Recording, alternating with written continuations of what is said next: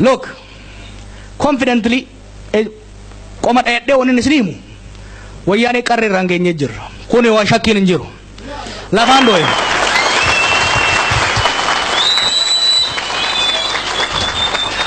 La namhama jira inshallah jeina nje. Wanto kone ni ummati ya dufe. Ummati ya biya dufe gafar fasen deisisan. Mal nanjette ogga hunda namni damakale ni velula hundi akana gona. Ya mu jana anjette. Hai. Yo rabbi jenjattu atina anjette. Inshallah jeina nje. Abdi rabbi inshallah bikangenya. Wanni guddan tuni garu ta mamastaka hime turerefu mangudicha si ebise.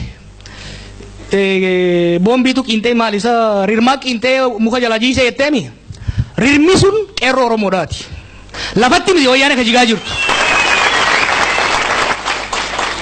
wagga afurdura addunyan gutun wayanen sunsuma bikkahin kane oromon arba mila fi gundi caccabe lamshe akkasi fudatani turan sirna namanyata sirna ummata kenya ajjesu sirna dictatora sirna hattota sanin namni ilma namatit mirga nama ilma namatti amanu akka obama sun daqe farsu ture jechu idin injine wayanen idin lafanne darrinni arresina gartan kuni idin miti malla saw abarsoro moti kufisana fakkata motumma sandi zati hayyun oromo tarsimo basanit qerron oromo tarsimo san bifa qindawa fi abshalumma qabun hojitti hikanit sirniti ififille abban fetan kotta kabar baddan wa gara fetan kotta jettu ta faranjin olla fi fagotillen akka motumma cimtu nanno saniti tudatan wagga sadi keysatti akka lil medin senne akka arbatitti keysa bokki sudan ganda hunda keysatti hidda isin dhabbati ciccirudan warri diwa duftani beitan goti fi gare tokko shane mali opinion mata isin gubtu jirami arama namni makada unjiru duute awalamte tokko shane namma ka qerro male ka opinion anjiru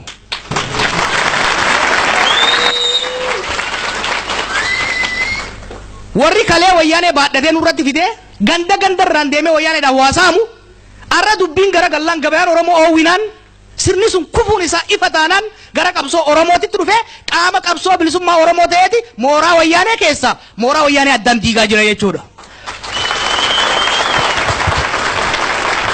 kun bilaashitti hin dhufne obboleeyyan keessan tudhume ni beeytan joolee nama dhuftan baroota dabre kana keessatti nama kuma 4,200 ol nurraa wareegame kan daandii irratti osoo qabsaa'u ajjeefame kan manneen hidhaa keessatti ajjeefame kan daangaa irratti osoo falmu du'e qofti nama kuma tokko oli bara kana kan maraattuun abdiilee jaaniin ergama abbaa isaa hayyee nama keenya fite nama 250 ol biyya Soomaaliyaa naannoo Soomaaliyaa keessatti ka lubbuun baafadha jee osoo gara yama hin deemu osoo gara kana dhufu dhume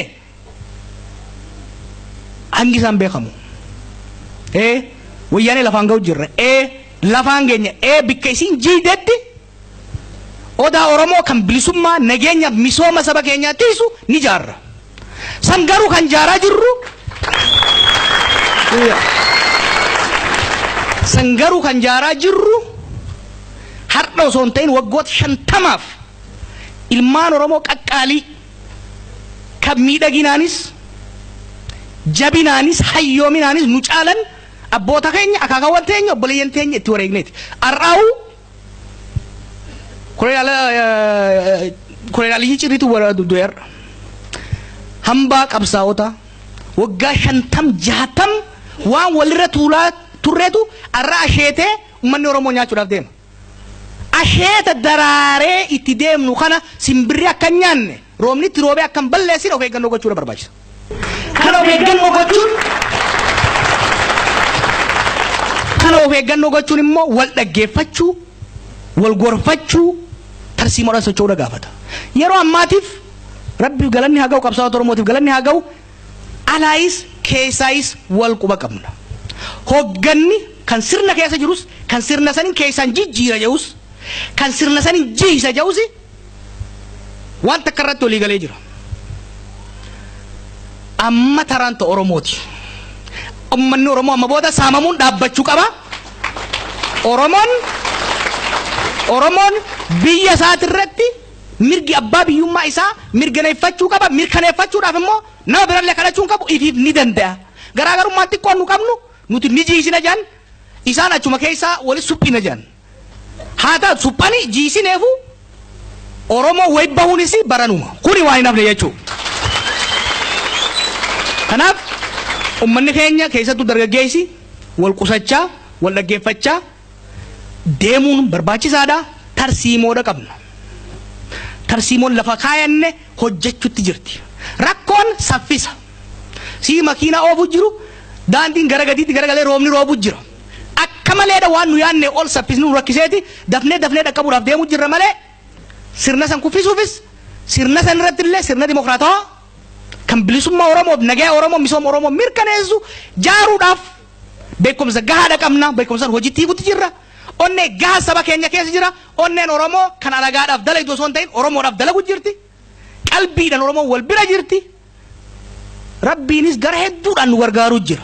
Ka Alaamuddin hidhe. Ka Mallas Zeenaawii fuudhe. Ka Abbaa Isahayyeetii fi Barakat wal nyaachisee Barakat biyyaa baasee Abbaa Isahayyee afaan qabsiise. Rabbiin nu bira jira jechuudha. Kanaaf Oromootii fuulatee isanii na mirkaansee hedduu galatoomaadhaa itti dhiyaannee jirra.